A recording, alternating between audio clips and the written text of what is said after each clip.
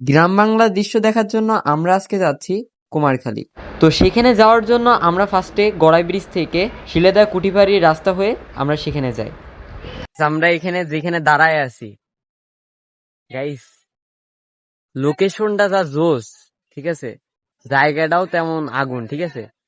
এখানে ক্রিকেট খেলছে সবাই, আর এই গাছপালা, এন্ড তার সাইডে হচ্ছে নদী।